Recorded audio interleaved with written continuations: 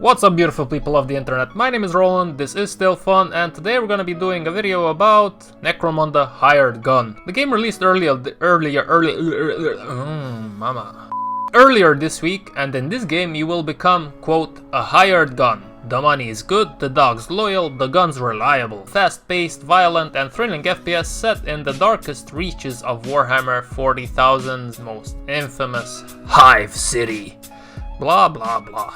Initially, I was pretty excited in playing this game, so let's go ahead and see the 5 things I love and hate about this lovely or potato game. As always, we will start with the bad things so we can end on the high note and everybody's happy, you know, we like happy endings here. So, without further ado, let's jump into it and stop wasting time with the first bad bit that I don't really like about this game, which is the stuttering and the GPU temperatures.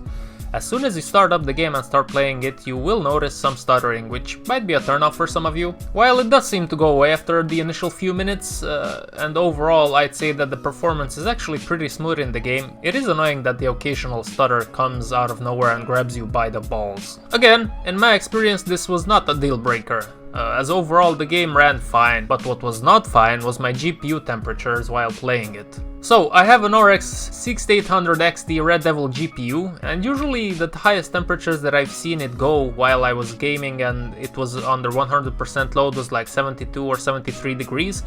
Well, on this game the GPU went up to 77, 78 sometimes, which is quite hot and above the average temperatures for my card in particular. I do not know if this is a problem that it's only for me or for my card.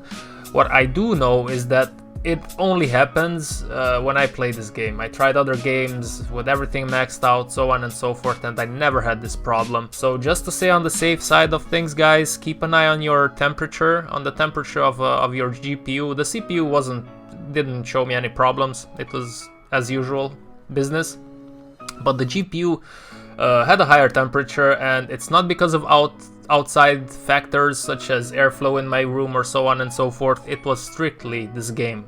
Up next, no minimap.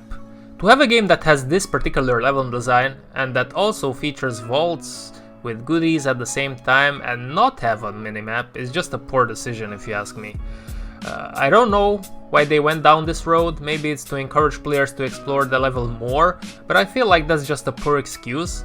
I think that adding a map to this whole experience would have made it more enjoyable, and the exploration would have been more fun, as you just don't waste your time going in places that you already explored just because you don't have a minimap to check. So that was a little bit of a bummer. Objection, Your Honor.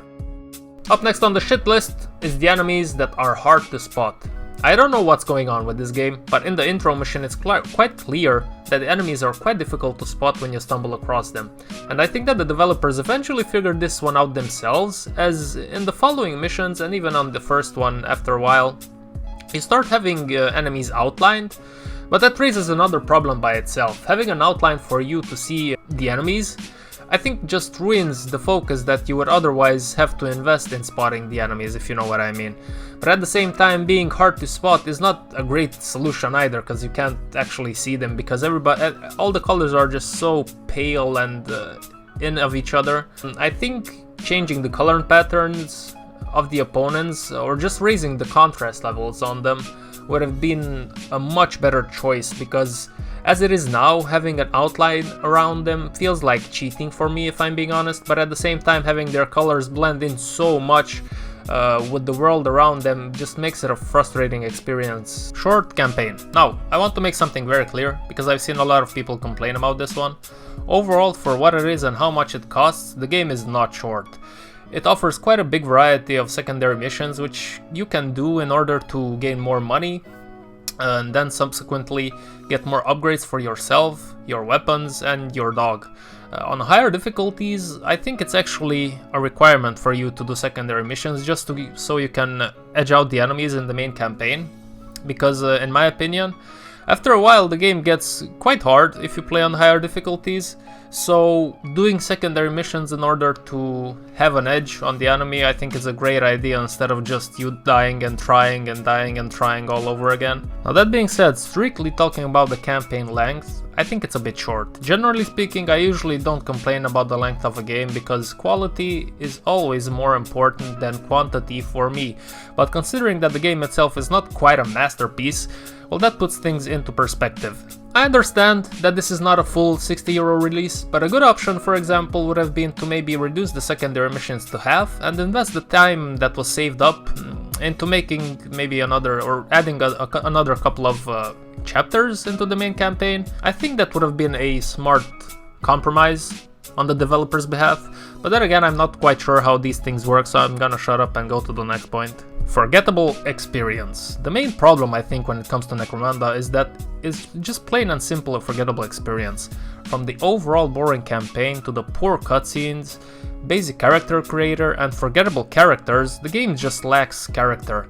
There's not much about Necromunda that will stand out in your mind and will make you remember it down the line. And that's a shame, because the world that it's set in has a lot to offer. Okay guys, enough about the empty side of the glass, let's jump into the fun stuff. Number 1, RPG elements and weapon customization. As I've said in the past, I'm not the biggest RPG fan, especially in an FPS game, but I have to say that that side of the game adds quite a nice amount of variety to the gameplay. On a medium difficulty, it doesn't really matter what skills you develop and decide to upgrade, but on the higher difficulty, you will have to start thinking about the paths that you choose, so that you can make progress. Also, the weapon diversity and customization is not mind-blowing. I think it does a good job and is enjoyable enough so you don't miss anything while you actually play the game. Considering that it's only a €40 game, I think it does well, and the options presented here are a decent package for you to have fun. The dog. So throughout the journey that you will experience here, you will also have a dog companion at your side, which is great.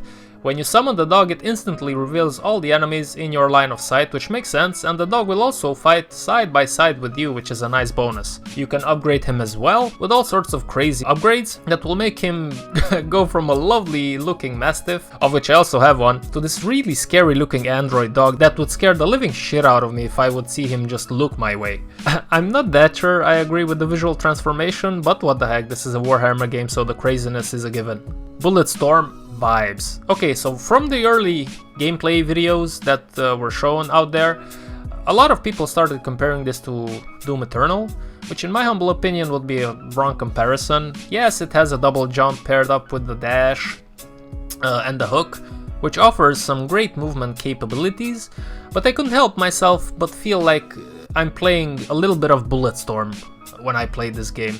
I think the gunplay is more similar to Bulletstorm than it is to Doom, and the movement actually feels more like Quake Champions, if you ask me. And you know what? All those games are great, so it doesn't really matter at the end of the day which one it feels like.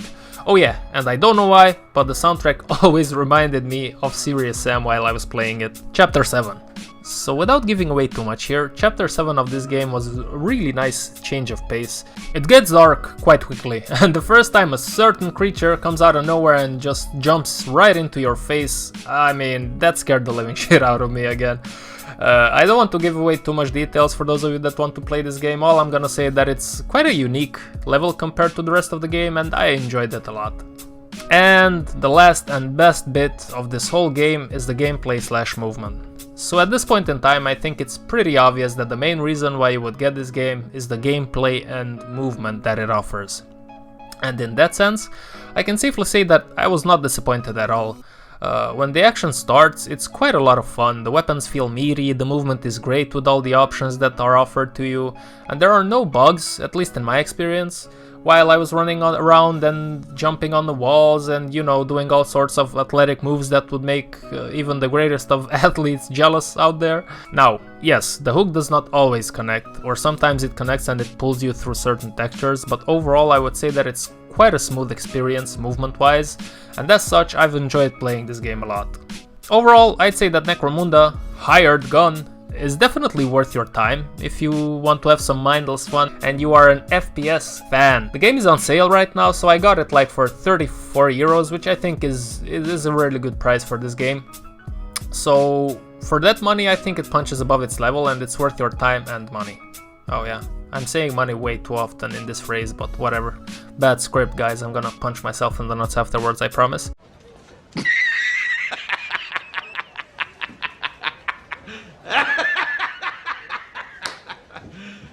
You serious? It's not perfect, but it's definitely good enough. Guys, thank you very much for watching. I hope you found something to your liking in this video. Maybe it helped you decide if you want to get it or not. You know, most of the times I tell that the best way to figure out if you like a game is to just buy it, play it, and then refund it if you don't like it. That's an option on the Steam market. You know, you can play it for 2 hours or less, and then if you don't like it, you can refund it. I think that's the best way, not to listen to some idiot like myself. Okay, regardless, I'll see you again next time. Feedback is appreciated, engagement is encouraged, and if you want to see more from this potato, then maybe consider subscribing to my channel, and I'll see you again next time. Until then, stay safe, stay clean, and stay strong.